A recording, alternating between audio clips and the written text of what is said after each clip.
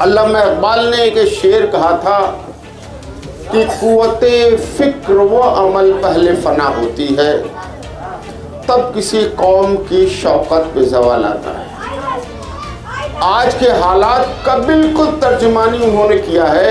आप लोग तय करोगे, आप लोगों ने तय किया कि हम सब लोग 2012 में कि हम सब लड़ करके खुद पीस पार्टी को जिताएंगे, तो पीस पार्टी जीत गई। पीस पार्टी जीत गई, भाजपा हार गई। 2022 में पीस पार्टी लड़ रही थी, डॉक्टर यूँ लड़ रहा था, मर जमानत जब्त हो रहा था, क्योंकि आप नहीं लड़ रहे थे।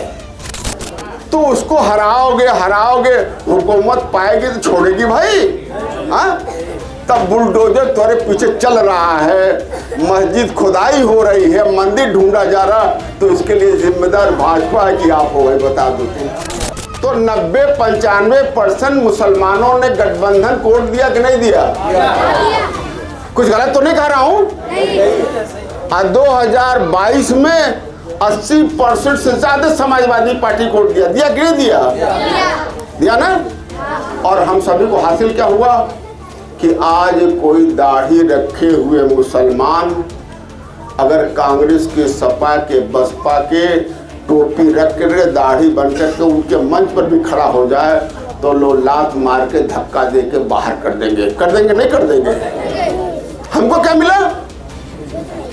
और एक भी आदमी मुसलमान का नाम लेने को तैयार नहीं, मगर हम अपना पैसा लगा करके और लड़ करके वोट उसको दे रहे थे कि नहीं दे रहे थे भाई? अरे बोलो ना, दे रहे थे ना? क्या कांग्रेस वाले, सपा वाले, बसपा वाले आपसे वोट मांगने आए?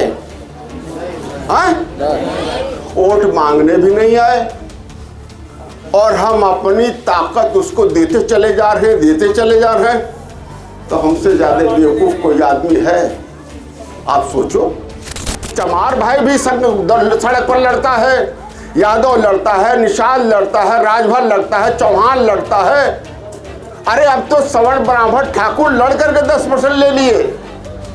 जाट लड़ता है, महीनों लड़ता है, पूरा रेल खोद देता है, पटरी निकाल देता है, सड़क खोद देता है, गुजर लड़ता है। बम्बई में मराठा भी आरक्षण के लिए लड़ रहा है।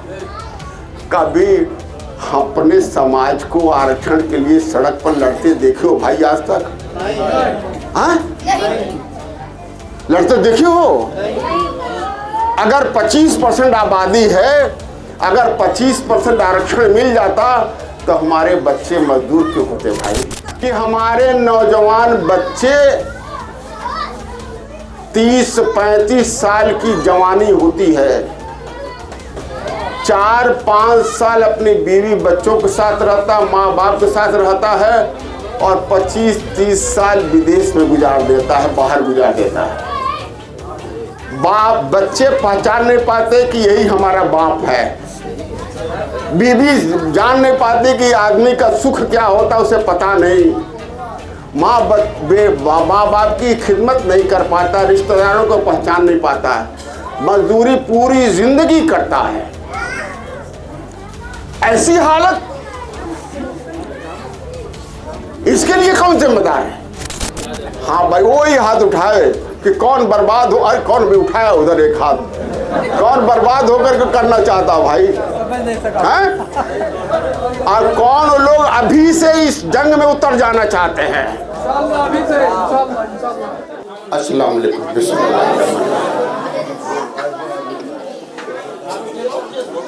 गांव के सभी उलमा कराम का, बुजुर्गों का, नौजवान साथियों का मैं शुक्रगुजार हूँ कि इतनी रात में आप सभी ने अपना वक्त दिया। मैं ख़ास तौर पर प्रधान जी का शुक्रगुजार हूँ कि उन्होंने आप सभी को इकट्ठा किया। साथियों, आज जो मुल्क के हालात हैं, जो प्रदेश के हालात है, इससे हम सभी दो चार हैं। ऐसा नहीं है कि हालात से हम वाकिफ नहीं हैं, हमें ये गौर फिर करना पड़ेगा कि जो हालात हैं लगातार बद से बदतर होते जा रहे हैं। ये नहीं है कि रुक गया है, हमारे पर हो रहे जुल्म नाइंसाफ़ी वो लगातार बढ़ती जा रही है, कम होने का नाम नहीं ले रही है। और लोग बेखौफ जुल्म अब कर रहे हैं। आज अगर किसी इलाके में अगर 10 मुसलमानों का भी कत्ल हो जाए तो कोई पूछने वाला नहीं है, कोई कार्रवाई होने वाला नहीं है। किसी का इनकाउंटर हो जाए तो पुलिस वालों का कोई जांच नहीं होनी है। मॉब लिंचिंग हो जाए तो कुछ होना नहीं है। 10 लोग मिलकर किसी को मार डालें, कुछ होना नहीं है। हमारी बहन बेटियों की इज्जत आबरू भी अब महफूज नहीं रह गई। हमें ये सोचना पड़ेगा कि आखिर इस सब का वजह क्या है और क्या इसका कोई हल है कि नहीं है। इस पर हमें गौर फिर करना पड़ेगा। अल्लामा इकबाल ने एक शेर कहा था कि कुव्वते फिक्र व अमल पहले फना होती है, तब किसी कौम की शौकत पे ज़वाल आता है। आज के हालात का बिल्कुल तर्जुमानी उन्होंने किया है कि किसी कौम की हालत और बेगैरत बदहाल तभी होती है कि जब उस कौम के सोचने समझने फिक्र करने की वो कुव्वत ख़त्म हो जाती है। वो सोचना बंद कर देता है, वो काम करना बंद कर देता है, तब उसकी ये हालत होती है। और सोच समझ के जब वो काम करना बंद कर देता है, क्योंकि कुव्वते फिक्र व अमल, सोच समझ करके क्या हालात को सुधार करने का क्या तरीका है, जब तक उस पर काम नहीं करता तब तक वो हालत सुधरती नहीं हो, बस से बदतर हालत में चली जाती है। तो ये अल्लामा इकबाल ने कहा था। तो हमें सबको आज ये समझना पड़ेगा कि आखिर जो हमारे पर जुल्म कर रहे हैं उनको ताकत कहाँ से मिली जुल्म करने की, और हम इतने कमज़ोर कैसे हो गए, क्यों हो गए? क्या उनकी तादाद हमसे ज़्यादा है? क्या वह ताकतवर हमसे ज़्यादा हैं? क्या पढ़े लिखे ज़्यादा हैं? क्या है? इस पर गौर फिक्र करके जो मेरे समझ में आया, मैंने भी बहुत गौर फिक्र किया इस पर, और जो मुझे मेरे समझ में आया वो ये आया कि हमारे संविधान ने हमारी हिफाजत के लिए, हमारी तरक्की के लिए, हमारे आगे बढ़ने के लिए, हमारे समाज के तरक्की के लिए दो तरीका, दो बुनियादी हकूक दिया है। सिर्फ मुसलमानों को नहीं दिया है, इस देश के सभी नागरिकों को दिया है, चाहे वह हिंदू हो, मुसलमान हो, अगड़ा हो, पिछड़ा हो, औरत हो, मर्द हो, सबको अख्तियार दिया है। वो है वोट का अधिकार।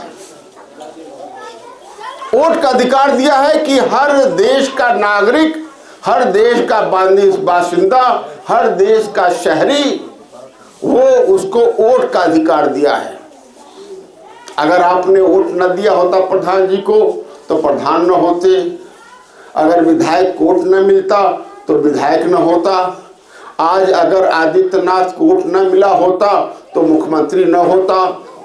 तो वोट का अधिकार दिया है। ये वोट का अधिकार हर समाज के हर व्यक्ति को दिया था कि इस वोट का अधिकार वो अपनी हिफाजत करे, अपने समाज की हिफाजत करे, अपनी तरक्की करे, समाज की तरक्की करे और सबकी हिफाजत करे। इसी को अल्लामा इकबाल ने एक अशार में कहा था कि अफराद के हाथों में है अक़वाम की तकदीर, अफराद के हाथों में है अक़वाम की तकदीर, हर फर्द है मिल्लत के मुक़द्दर का सितारा। उन्होंने कहा था कि अफराद मतलब लोगों के हाथों में, किसी कौम की तकदीर किसी एक आदमी के हाथ में नहीं होता, वो लोगों के हाथ में होता है। आप जिसे चाहोगे उसे हुकूमत दोगे, आप नहीं चाहोगे हुकूमत में नहीं होगा। तो आप हुकूमत के लिए अपने अफराद तय करते हैं, डॉक्टर जी नहीं तय करता है, आप लोग तय करोगे। आप लोगों ने तय किया कि हम सब लोग 2012 में कि हम सब लड़ करके खुद पीस पार्टी को जिताएंगे, तो पीस पार्टी जीत गई। पीस पार्टी जीत गई, भाजपा हार गई। उस वक्त हर फर्द लड़ रहा था, हर फर्द अपनी दौलत लगा रहा था, वक्त लगा रहा था, जद्दोजहद कर रहा था, हर फर्द लड़ रहा था। तो पीस पार्टी जीत गई, भाजपा भी हार गई, सपा भी हार गई, बसपा भी हार गई, कांग्रेस, सारी पार्टियां हार गई। तो हर फर्द ने फैसला किया। 2017 में पीस पार्टी लड़ रही थी, डॉक्टर अयूब लड़ रहा था। 2022 में पीस पार्टी लड़ रही थी, डॉक्टर अयूब लड़ रहा था, मगर जमानत जब्त हो रहा था क्योंकि आप नहीं लड़ रहे थे। तो इस कौम की किस्मत वो हर फर्द लिखता है, ये नहीं कि डॉक्टर अयूब के बस में सिर्फ है। और उन्होंने कहा कि हर फर्द है मिल्लत के मुकद्दर का सितारा। एक एक फर्द, लोग कहते हैं कि हमारे वोट देने से क्या होगा, नहीं, आपके वोट देने से ही होगा। आप कहोगे हम वोट देंगे तो जीतेगा, नहीं नहीं, ये बात नहीं है। ये कह रहा है कि हर फर्द है मिल्लत के, कौम के, मुसलमानों के तकदीर बनाने वाला वो हर फर्द है, एक एक फर्द है, ये नहीं कि डॉक्टर अयूब है। तो ये बात हम सभी को समझनी होगी। मैं मिसाल के तौर पर दे दूं, भाई आपने अपना ये ताकत अगर कांग्रेस को दे दिया, सपा को दे दिया, बसपा को दे दिया, तो वो अपने लिए इस्तेमाल करेंगे, आपके लिए इस्तेमाल तो करेंगे नहीं। आपने 90-95% वोट 2024 में गठबंधन को दिया कि नहीं दिया? अरे बोलो भाई, आप बोलोगे नहीं, हमें चिल्लाऊंगा तो काम चलेगा नहीं। अभी मैं कह रहा हूँ हर फर्ज है मिल्लत का मुकद्दर का सितारा, तो मैं बोलूंगा तो आप तो बोलोगे तभी काम चलेगा, मैं अकेले करूंगा तो नहीं काम चलेगा। तो 90-95% मुसलमानों ने गठबंधन को वोट दिया कि नहीं दिया? कुछ गलत तो नहीं कह रहा हूं? 2022 में 80% से ज्यादा समाजवादी पार्टी को वोट दिया, दिया कि नहीं दिया? दिया ना। और हम सभी को हासिल क्या हुआ कि आज कोई दाढ़ी रखे हुए मुसलमान अगर कांग्रेस के, सपा के, बसपा के टोपी रख कर, दाढ़ी बन करके उनके मंच पर भी खड़ा हो जाए तो लोग लात मार के, धक्का दे के बाहर कर देंगे। कर देंगे नहीं कर देंगे? हमको क्या मिला? और एक भी आदमी मुसलमान का नाम लेने को तैयार नहीं, मगर हम अपना पैसा लगा करके और लड़ करके वोट उसको दे रहे थे। दे रहे थे कि नहीं दे रहे थे भाई? अरे बोलो ना, दे रहे थे ना? क्या कांग्रेस वाले, सपा वाले, बसपा वाले आपसे वोट मांगने आए? वोट मांगने भी नहीं आए, और हम अपनी ताकत उसको देते चले जा रहे हैं, देते चले जा रहे हैं। तो हमसे ज्यादा बेवकूफ कोई आदमी है? आप सोचो। अरे ये तो ऐसे ही है कि आपके पास दौलत है और अपना खजाना आप पड़ोसी के अकाउंट में जमा कर दो।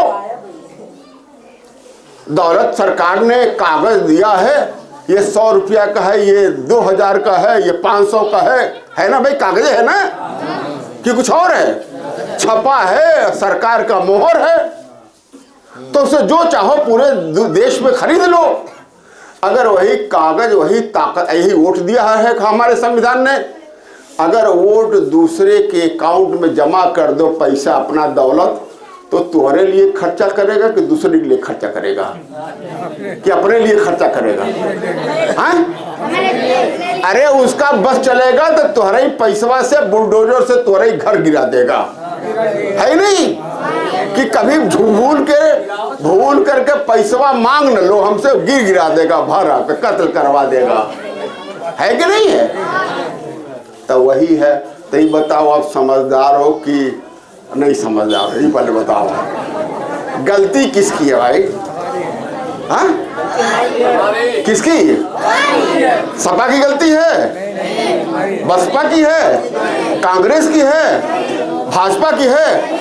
आप हर चाय खाने पर भाजपा को हराओगे, है ना भाई? कुछ गलत तो नहीं कर रहा हूं ना?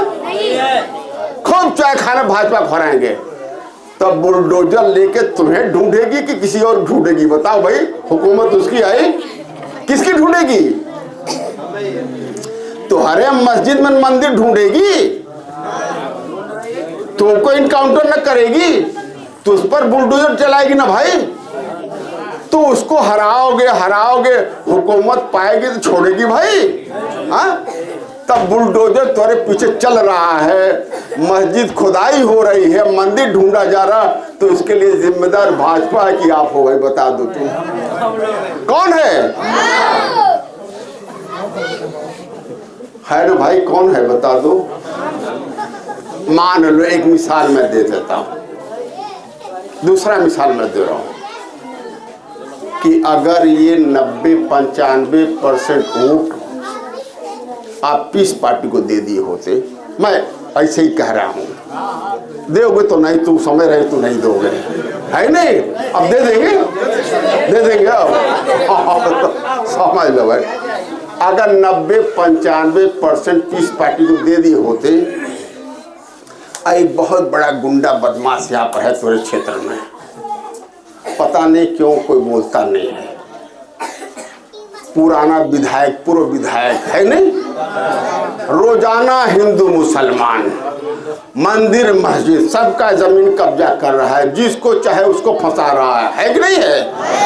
अब भाजपा का बहुत बड़ा तेज तर्रान नेता बना हुआ है कि नहीं?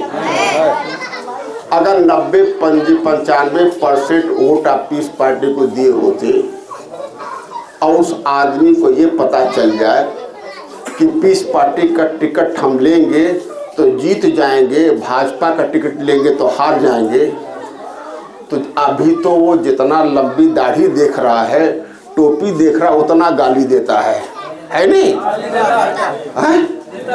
देता है ना? देता है, गाली देता है। अगर उसे पता चल जाए कि पीस पार्टी का मुसलमान 90% 95% पीस पार्टी के साथ है, अगर ये वोट दे देगा, पीस पार्टी का टिकट लेंगे जीत जाएंगे, अब भाजपा के टिकट लेंगे तो हार जाएंगे, तो जितने लंबी दाढ़ी देखेगा, जितनी टोपी देखेगा, उतने झुक के सलाम करेगा कि नहीं करेगा? भाई ईमानदारी से बता दो, मुसलमानों को गाली देगा कि सलाम करेगा? अरे रोजाना आपके पीछे पड़ेगा, पैर छूने आएगा, प्रधान जी के पास सबसे पहले आएगा, प्रधान जी डॉक्टर साहब तुम्हारे पास आए थे, टिकटवा दिला दो कोनो तरीके से, है कि नहीं है कि नहीं है? हाँ? तो अगर वो गाली दे रहा है, सबका जमीन कब्जा कर रहा है, सबको फंसा रहा है, इसका जिम्मेदार वो है, भाजपा है कि आप हो? बता दो। क्योंकि आपने ताकत दूसरे को दे करके बावला हो गए, अपना धन दूसरे के अकाउंट में जमा करके पढ़ाई लेकर के भीख मांग रहे हो सबके सामने, है कि नहीं? कुछ समझ में आई कि नहीं आई? कुछ गलत कर रहा हूं भाई तो बता देना, कुछ गलत नहीं है। अभी हम लोग कल थे तो लोग हम लोगों को सलाह दे रहे थे, सभी सलाह आपसे पूछेंगे, तो लोग सलाह दे रहे थे, डॉक्टर साहब सपा बसपा या कांग्रेस से समझौता कर लीजिए, है नहीं? हमने कहा बड़ा बढ़िया नेक ख्याल है भाई, अरे हम नाक रगड़ करके मर जाएं तब भी सपा बसपा कांग्रेस हमसे समझौता नहीं करेगी। क्यों नहीं करेंगे भाई?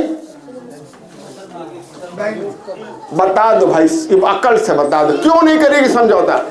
कहेंगे कि मुसलमान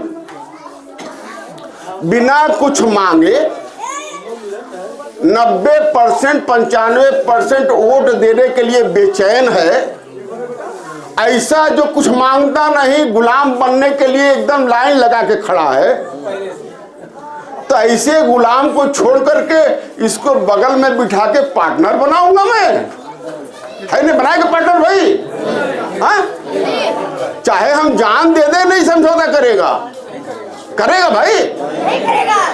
और अगर उसे ये पता चल जाए कि पूरे प्रदेश का 90% नहीं 50% भी मुसलमान पीस पार्टी के साथ है, तो अखिलेश यादव हो, चाहे मायावती हो, चाहे राहुल जी हो, हमारे घर का चक्कर लगाएंगे कि नहीं लगाएंगे? हाँ, गठबंधन के चक्कर लगाएंगे नहीं लगाएंगे? तो गठबंधन न करने की जिम्मेदारी मेरी है कि तेरी है, ये बता दो आप, किसकी है? हाँ?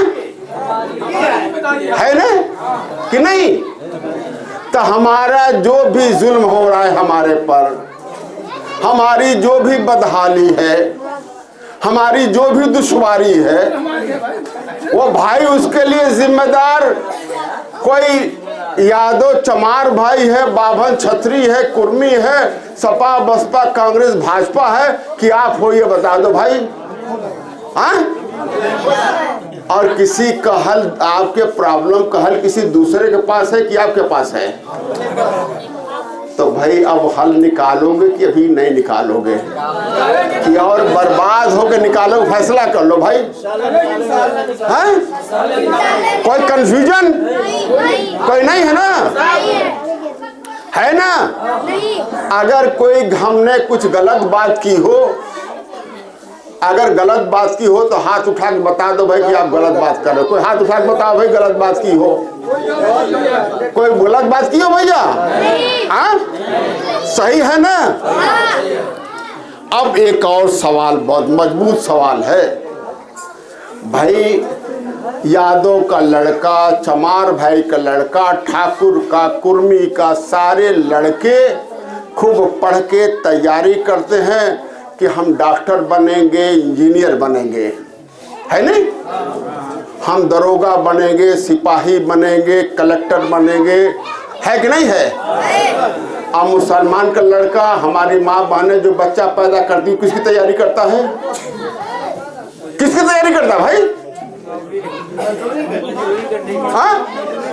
अरे 12 साल का होगा, 15 साल का होगा तो पासपोर्ट बनाने का चक्कर लगाता है कि नहीं? कुछ गलत कर रहा हूं? है नहीं? पासपोर्ट बनाने का चक्कर लगता है और बना करके एजेंट तलाशता है कि कौन भेज देगा हमको दुबई और कौन भेजेगा सऊदी, है नहीं?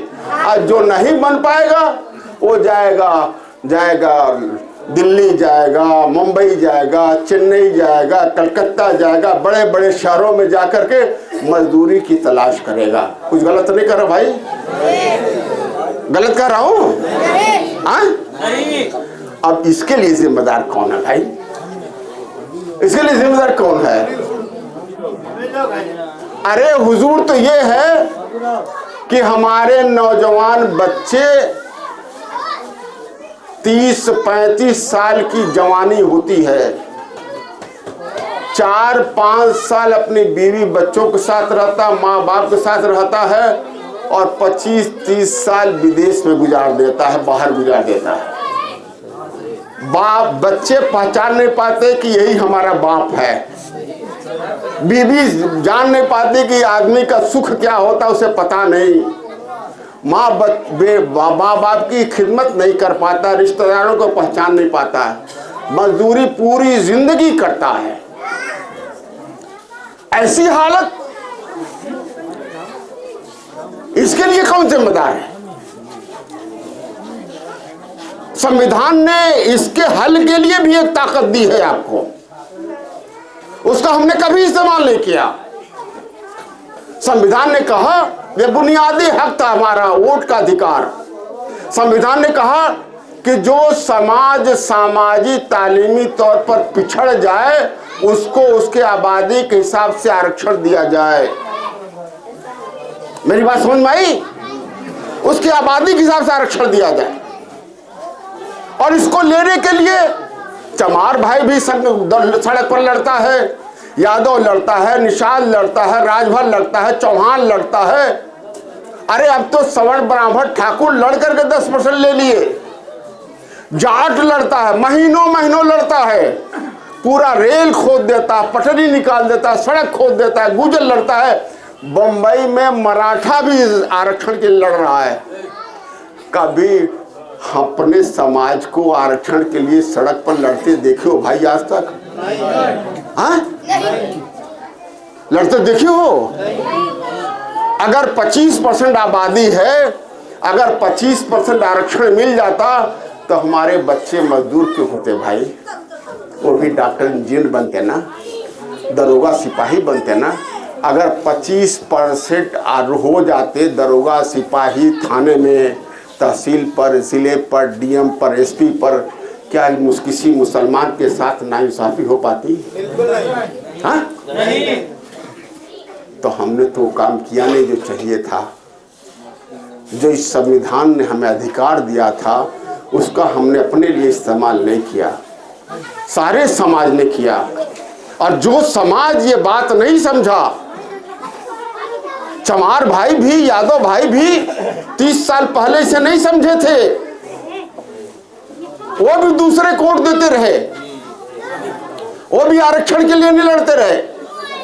तो जब तक उन्होंने दूसरे कोर्ट दिया, क्यों भाई बहुत सारे बुजुर्ग हमारे यहाँ पर हैं, 30-40 साल पहले मुसलमानों से बहुत बदतर हालत में चमार यादव भाई थे कि नहीं थे?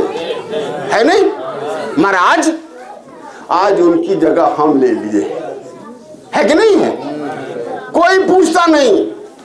आज एक चमार भाई का कत्ल हो जाए तो पूरा जिला हिल जाएगा। 10 मुसलमान को भून दिया जाए, कोई पूछने मक्खी भटकने वाली नहीं है। हमने अपनी हालत बनाई है, हमने अपनी ताकत खो दी है। आज मुसलमान एक डीएम एसपी रहता है यहाँ पर तो आपके साथ जुल्म नहीं होता, वो आरक्षण से मिलेगा हमें। तो दोनों ताकत हमारे संविधान ने दिया था। साथियों, यही बताने हम आपके बीच आए हैं। सपा बसपा के लोग जो मुसलमान हैं, कांग्रेस के लोग जो मुसलमान हैं, जो अपने फायदे के लिए कौम को बेच रहे हैं, वो ये बात नहीं आपको बताएंगे, उससे कोई मतलब नहीं है। वो तो वही बताएगा जो आपसे मोहब्बत करता है, जो अपने को बर्बाद करके, मैं तो 2 बार जेल भी जा चुका आपके लिए भाई। मैं जब तक डॉक्टर था तो लोग फरिश्ता कहते थे, है नहीं? लोग भगवान कहते थे।